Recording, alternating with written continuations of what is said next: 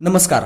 आज राज्यात किती जातीवाद वाढला आहे हे सांगायची गरज नाही आणि भविष्यातही तो वाढतच जाणार आहे.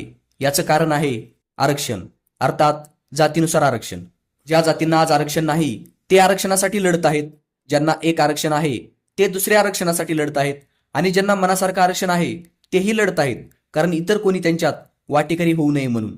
मग या सर्वांचं समाधान सरकार काय कोणीच करू शकणार नाही. आरक्षण दिलं तरी गोंधळ आणि नाही दिलं तरी गोंधळ. हा जातीवाद थांबणार नाही. त्यामुळे जर आरक्षण आर्थिक निकषानुसार दिलं तर खऱ्या गरजूंना न्याय मिळेल आणि जातीवादाला आळा बसेल. पण नेता बनायचा असेल तेही कमी वेळात आणि कमी कष्टात आणि नंतरही जनतेची कोणतीही कामे न करता सत्तेची स्वप्ने पाहायची असतील तर जातीवादासारखा दुसरा पर्याय नाही.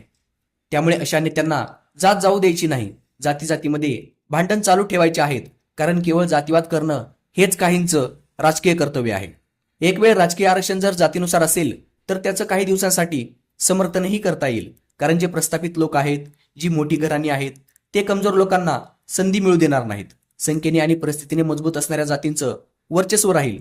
परंतु शैक्षणिक आरक्षण जातीनुसार का?